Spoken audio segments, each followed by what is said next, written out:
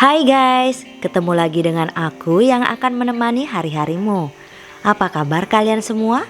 Semoga kalian baik-baik saja ya. Kali ini saya akan membahas film The Good Doctor season 5 episode 3. Di mana kali ini semua dokter merasa stres karena kebijakan Selen yang sangat mengekang. Tidak terkecuali Dr. Murphy yang sangat terganggu dengan pengering tangan otomatis dan sabun berbentuk busa hingga autisnya kumat. Penasaran dengan apa yang akan terjadi antara Dr. Murphy dan Selen?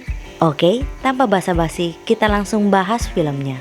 Tapi video ini mengandung spoiler ya. Jika tidak keberatan dengan spoiler, tonton videonya sampai habis.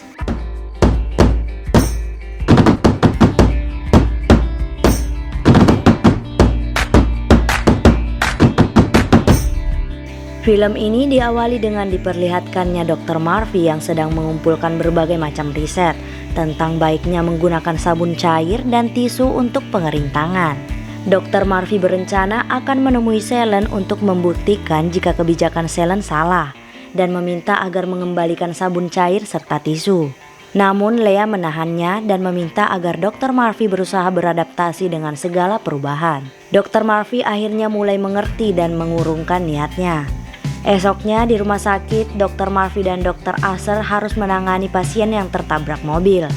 Keadaan pasien itu sangat parah hingga membuat berbagai tulang tengkoraknya rusak. Keadaan kritis pasien tidak membuat Dr. Murphy prihatin. Ia malah terlihat senang karena akan melakukan operasi yang sangat menantang. Polisi yang mengantarkan pasien tersebut merasa Dr. Murphy sangat tidak bersimpati kepada pasien. Polisi itu akhirnya memberikan nilai yang sangat buruk kepada rumah sakit. Dr. Murphy langsung menemui Dr. Lim dan menjelaskan situasi pasien saat ini. Dr. Lim yang mendengar hal itu meminta agar membuat tulang tengkorak buatan dengan material yang sangat bagus dan kuat. Setelah itu Dr. Lim langsung menemui Selen dan menjelaskan operasi yang akan dilakukan terhadap pasien. Namun Selen menolak itu semua dan meminta Dr. Lim membuat tulang tengkorak buatan menggunakan material murah yaitu aluminium. Tentu Dr. Lim sangat kaget dan menjelaskan jika material menggunakan aluminium maka pasien akan mengalami kesulitan dalam memakan makanan keras. Selen tetap kekeh dengan pendapatnya karena pasien itu hanya memiliki asuransi yang paling murah. Selen langsung meninggalkan Dr. Lim. Tentu hal ini membuat Dr. Lim shock. Dr. Lim yang merasa terpojok memutuskan untuk menemui Dr. Glassman. Ia meminta agar Dr. Glassman mau membantunya untuk berbicara kepada pihak asuransi. Hal ini bertujuan agar pasien mendapatkan operasi yang terbaik walaupun hanya memiliki asuransi murah. Namun terlihat jika Dr. Glassman sudah tidak peduli lagi dengan rumah sakit semenjak Selen merubah berbagai macam kebijakan. Dr. Glassman sering tidak masuk kerja dan menghabiskan waktunya di rumah. Dr. Lim yang kecewa memutuskan untuk pergi meninggalkan Dr. Glassman. Sesampainya di rumah sakit, Dr. Lim kembali menemui Selen dan meminta agar pasien diberikan pengobatan yang terbaik walaupun pihak rumah sakit yang membayarnya. Selen menjelaskan jika pihak asuransi hanya mau memberikan pengobatan yang paling murah. Tentu hal ini karena asuransi yang dimiliki pasien adalah asuransi paling murah. Bahkan Selen juga dengan tegas tidak akan mengeluarkan uang sepeser pun untuk pasien karena rumah sakit bukanlah panti sosial. Rumah sakit harus mendapatkan untung yang sangat besar agar bisa memberikan pelayanan yang terbaik. Jika rumah sakit harus membiayai pasien, maka rumah sakit itu tidak akan maju dan berkembang. Apalagi asuransi murah ini diputuskan oleh pasien itu sendiri. Padahal pasien itu memiliki penghasilan yang cukup banyak untuk bisa memiliki asuransi yang terbaik. Dr. Lim yang mendengar hal itu hanya bisa terdiam dan langsung mengikuti arahan Selen untuk memberikan pengobatan yang paling murah. Lalu kita diperlihatkan para dokter sedang bersiap-siap untuk melakukan operasi. Saat Dr. Murphy sedang membersihkan tangannya menggunakan sabun busa, lagi-lagi Dr. Murphy merasa sangat gelisah. Ia pun langsung meninggalkan ruang operasi sambil menggaruk seluruh tubuhnya. Saat sedang menggaruk punggungnya, tiba-tiba saja Dr. Murphy menyadari jika ia bisa membuat tulang tengkorak buatan dengan sebagian tulang punggung. Namun saat sedang berpikir tiba-tiba saja suara pengering tangan otomatis berbunyi. Hal ini membuat Dr. Murphy kembali teralihkan dan terus memukul pengering tangan. Merasa sudah sangat tidak tahan, Dr. Murphy langsung menemui Selen. Dr. Murphy langsung memberikan semua riset yang ia kumpulkan untuk mengatakan jika kebijakan Selen salah. Anehnya, Selen akhirnya memutuskan jika Dr. Murphy akan diberikan sabun cair dan handuk sendiri. Tentu hal ini membuat Dr. Murphy sangat senang dan langsung pergi ke ruang operasi. Di ruang operasi, Dr. Murphy menjelaskan ide yang ia temukan sebelumnya. Ide itu adalah membuat tulang tengkorak menggunakan sebagian tulang punggung. Tentu hal ini membuat biaya pengobatan sangat rendah dan pasien juga dapat memakan makanan keras. Akhirnya para dokter langsung melakukan pembedahan tersebut dan tentunya pembedahan itu berhasil. Di sisi lain, ternyata Selen membuat sebuah poster yang sangat besar tentang Dr. Murphy. Poster itu sangat mempublikasikan autis Dr. Murphy. Di sisi lain, kita diperlihatkan seorang wanita bernama Julie sedang berkonsultasi dengan Dr. Andrews. Julie menjelaskan jika 2 tahun lalu ia mengalami penyakit epilepsi. Epilepsi adalah salah satu penyakit yang membuat penderitanya kejang-kejang secara tiba-tiba. Kondisi ini terjadi karena adanya gangguan pada sistem saraf pusat, sehingga membuat Julie kejang-kejang sebanyak 50 kali dalam sehari. 2 tahun lalu, ia berobat di salah satu rumah sakit lain dan kini ia bisa hidup normal. Pengobatan yang dilakukan saat itu adalah memasukkan sebuah perangkat ke dalam tengkorak Julie.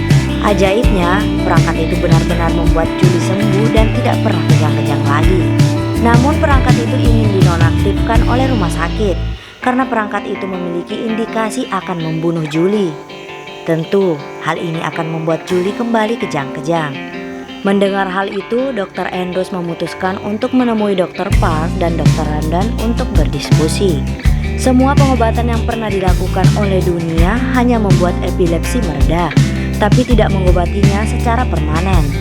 Setelah beberapa jam, akhirnya mereka menemukan sebuah pengobatan terbaik, namun beresiko tinggi, yaitu multiple subfield transaction atau MST. MST adalah teknik pembedahan di mana sebagian sambungan fasa epileptik dipotong tanpa reseksi. MST ini benar-benar akan menyembuhkan Julie secara permanen. Para dokter pun langsung membuat jadwal pembedahan untuk melakukan MST kepada Julie. Saat mereka ingin melakukan pembedahan, tiba-tiba datang Selen dan meminta agar pembedahan MST dibatalkan. Selen berpendapat jika semua dokter di rumah sakit itu tidak pernah melakukan MST. Hal ini membuat Selen tidak percaya pembedahan MST yang akan dilakukan oleh Dr. Andrews. Selen meminta mereka untuk melakukan pengobatan yang minim resiko walaupun tidak mengobati epilepsi secara permanen, daripada melakukan pembedahan MST yang sangat beresiko dan tidak pernah dilakukan oleh Dr. Andrews. Setelah menjelaskan itu semua, Selen langsung meninggalkan para dokter. Para dokter hanya bisa terdiam dan menunda pembedahan terhadap Julie. Namun Dr. Andrews tidak tinggal diam dan terus mencari cara agar pembedahan MST dapat dilakukan. Setelah menemukan sesuatu, ia langsung menemui Selen. Dr. Andrews menjelaskan ia akan melakukan magnetoencephalografi atau MAG kepada Julia untuk mengetahui asal kejang dimulai pada saraf otak. Magnetoencephalografi adalah rekaman medan magnet yang dihasilkan oleh aktivitas listrik dalam otak. Aktivitas listrik inilah yang dapat mengetahui awal mula kejang itu dimulai. Tentu hal ini akan sangat mengurangi resiko pembedahan MST karena mereka bisa menentukan secara akurat awal mula kejang dimulai. Mendengar hal itu, Selen pun menyetujuinya. Tidak hanya itu, Selen juga terlihat sangat respek kepada Dr. Andrews yang tidak pernah membangkang kebijakannya. Lalu kita diperlihatkan para dokter sedang melakukan MAG terhadap Julie. Namun hasilnya sangat buruk. Hal ini karena awal kejang epilepsi Julie tidak hanya dari satu sumber melainkan 4 sumber. Hal ini tentu membuat pembedahan MST menjadi sangat-sangat beresiko besar. Namun para dokter sepakat jika pembedahan MST masih bisa dilakukan walaupun sangat beresiko. Tentu pembedahan MST layak dilakukan, karena jika tidak dilakukan maka Julie tidak akan bisa melanjutkan hidupnya dengan 50 kali kejang dalam sehari. Dr. Andrews akhirnya menemui Dr. Glassman untuk membantunya membujuk Selen menyetujui pembedahan MST. Dr. Glassman merasa jika Selen tidak ada hak untuk melarang pembedahan MST, karena semua itu adalah hak dokter yang menanganinya, yaitu Dr. Andrews. Dr. Glassman merasa jika Dr. Andrews sangat profesional, karena ia tidak mau melangkahi permintaan Selen sebagai atasan walaupun Selen tidak memiliki hak untuk menahannya. Dr. Glassman kembali meyakinkan Dr. Andrews jika kemampuan untuk membujuk atasan adalah kelebihan Dr. Andrews itu sendiri. Dr. Andrews pun langsung menemui Selen dan berusaha meyakinkan Selen jika dirinya dan para dokter yang lain bisa melakukan pembedahan MST. Selen yang dari awal sudah sangat respect kepada Dr. Andrews akhirnya menyetujuinya. Selen lagi-lagi dibuat kagum terhadap tindakan profesional Dr. Andrews. Pembedahan akhirnya dilakukan dengan melepas perangkat dan diakhiri dengan pembedahan MST. Lalu kita diperlihatkan Julie yang sudah sadar setelah dilakukan operasi. Operasi itu berjalan dengan sangat lancar dan Julie pun bisa melanjutkan hidupnya. Dan film pun berakhir. Jika suka dengan channel ini, mohon di subscribe, like, comment, dan share. Jika ada film yang ingin dibuatkan alurnya, komen aja. See you!